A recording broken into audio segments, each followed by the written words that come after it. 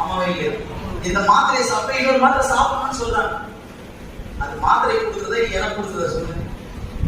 எனக்கு கொடுத்தது ஒரே மாத்திரை, அது ஃபர்ஸ்ட் டைம் கொடுத்தது தான். மற்றதெல்லாம் மாத்திரைக்கு மாத்திரை தான். அதை போட்டா அது சைடு எஃபெக்ட், அதை போட்டா அது சைடு எஃபெக்ட். அப்ப மாத்திரைக்கு மாத்திரை தான் கொடுத்துருக்கிறாங்க. எனக்கு ட்ரீட்மெண்ட் சாப்பிடல, அதனால எனக்கு இந்த உலகத்துக்கு பயமானது சாமி. மாத்திரை சாப்பிட்டு என்னால சாப்பிட முடியாது. மாத்திரை சாப்பிட்றதுக்கு முன்னாடி ஒரு 80% ஒரு 50% தான் நோய் இருந்துச்சு. இந்த மாத்திரையை சாப்பிட்டு மொத்த % நோயா போச்சு.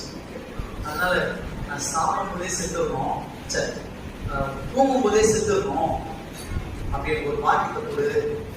ஒரு நாள் உனக்கு கெச்சனை பத்தியா, இதுதான் காரணம். நான் தூங்கும் போதே என்ன பண்ணேன், தூங்கும் போதே செத்துறதுக்கு ஒரு வாக்கியத்தை குருசாமி அப்படின்னு சொல்லிட்டு கடவுள்கிட்ட கேட்கலாம். அவர் சொன்னாரு, இது மாதிரி நிறைய பேர் சாப்பிட்றாங்க, பெரிய விஷயம். இது மாதிரி நிறைய பேர் சாப்பிட்றாங்க, பெரிய விஷயம் செத்துருவா.